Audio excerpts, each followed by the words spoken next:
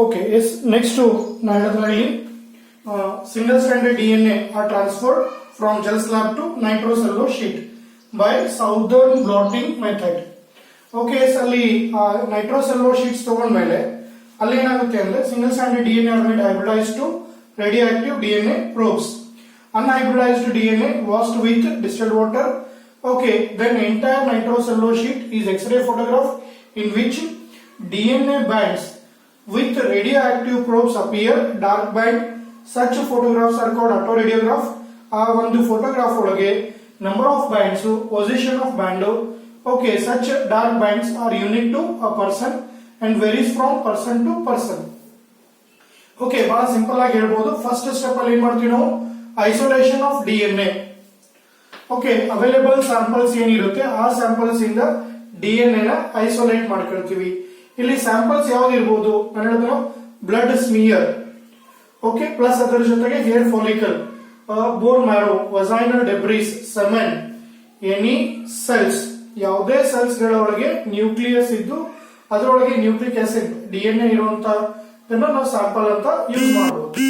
ಇನ್ನ next second step ಒಳಗೆ when the DNA, okay, that is to be available is not sufficient, ಅಂದ್ರೆ ನಮಗೆ ಸಿಕ್ಕಿರುವಂತಹ DNA sufficient ಇಲ್ಲ ಅಂದ್ರೆ that DNA is amplified by PCR technique. ನೆನಪಿಟ್ಕೊಡ್ರಿ, the technique which is used to amplify the DNA ಅದು PCR, polymerase chain reaction. ಇಲ್ಲಷ್ಟೇ ಅಲ್ಲ, biotechnology ಒಳಗೆ ಬರುತ್ತೆ ಅಂತ ಹೇಳಿದೀನಿ. ಇವೆಲ್ಲ ಪ್ರೊಸೀಜರ್ಸ್ ಬಯೋಟೆಕ್ನಾಲಜಿ ಒಳಗೆ ಬರುತ್ತೆ.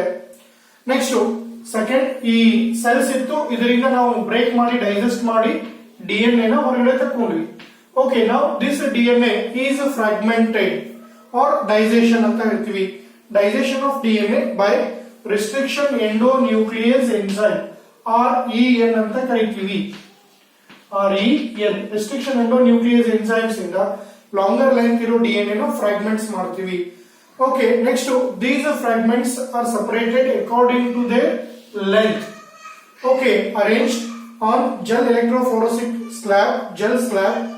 Okay, by technique what we call gel electrophoresis method ಅಂತ ಹೇಳ್ತೀವಿ. ಇನ್ನು next, gel slab is treated with alkali. Please remember, ಒಂದ್ಸಲ ನೀಟ್ ಒಳಗೆ ಅದೇ ಕೇಳಿದ್ರು. ಏನ್ ಕೇಳಿದ್ರು ಅಂದ್ರೆ, name the chemical which is use to convert double standard DNA to single standard. Simple ಇರುತ್ತದು, ಬಟ್ ಎಲ್ಲಿ ಎಲ್ಲೋ ಒಂದ್ ಕಡೆ ಕಾರ್ನರ್ ನಾಗಿದ್ದಾಗ ನಮ್ಗೆ ಆನ್ಸರ್ ಮಾಡೋಕೆ ಕಷ್ಟ ಆಗುತ್ತೆ ಅಷ್ಟೇ ಅಲ್ಲಿ. Okay, name the chemical which is use to split double standard DNA into single standard DNA. ಹಂಗಾಗಿ ಇದೇನ್ ಮಾಡುತ್ತೆ ಅಂದ್ರೆ, ಡಬಲ್ ಸ್ಟ್ಯಾಂಡರ್ಡ್ DNA ಒಳಗೆ ಮಧ್ಯ ಹೈಡ್ರೋಜನ್ ಬಾಂಡ್ಸ್ ಇರುತ್ತೆ, ಆ ಬಾಂಡ್ಸ್ ಅನ್ನು ಬ್ರೇಕ್ ಮಾಡಿ ಸಿಂಗಲ್ ಸ್ಟ್ಯಾಂಡರ್ಡ್ ಆಗಿ ಕನ್ವರ್ಟ್ ಮಾಡುತ್ತೆ. ಅಂದ್ರೆ ಅಲ್ಲಿ ಡಬಲ್ ಸ್ಟ್ಯಾಂಡರ್ಡ್ DNA ಏನಾಯ್ತು ಅಂದ್ರೆ ಸಿಂಗಲ್ ಸ್ಟ್ಯಾಂಡರ್ಡ್ DNA ಆಯ್ತು. ಅವಾಗ ಮುಂದೆ ಈ single standard DNA S DNA are transferred from gel slab to, okay, gel slab to nitrocellulose sheet. ನೆನ್ಪಿಟ್ಕೊಳ್ರಿ, ಈ ನೈಟ್ರೋಸೆಲ್ಯುಲೋಸ್ ಶೀಟ್, ಈ ಒಂದು ಮೆಥಡ್ ಅನ್ನು ನಾವೇನಂತ ಹೇಳ್ತೀವಿ, Southern blotting technique or method ಅಂತ ಕರಿತೀವಿ.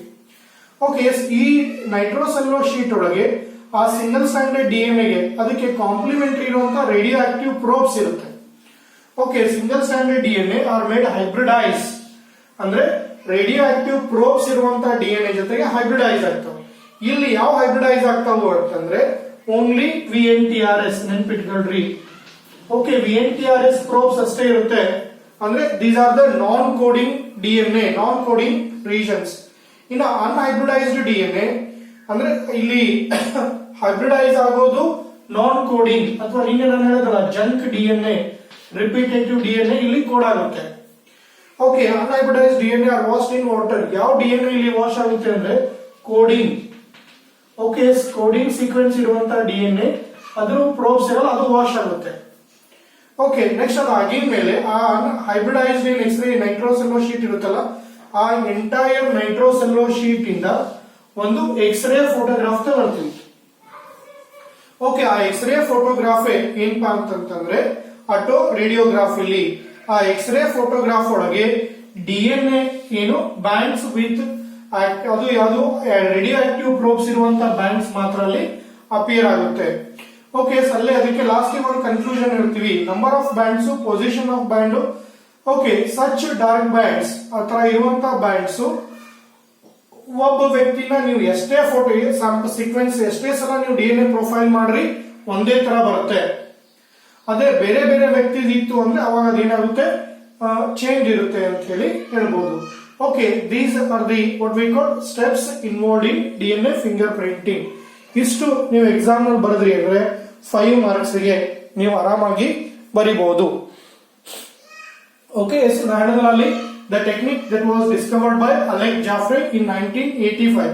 The technique introduced in India by Dr. V.K. Kashyap and Dr. Lalji Singh. ಅದರ ಜೊತೆಗೆ ಇಷ್ಟು ಪಾಯಿಂಟ್ಸ್ ಅನ್ನು ನೀವು ಬರೆದ್ಬಿಟ್ರಿ ಅಂತಂದ್ರೆ 5 ಮಾರ್ಕ್ ಗೆ ಕೊಡಬಹುದು. ಓಕೆ, ಎಸ್, ಇನ್ನು last applications of DNA finger printing.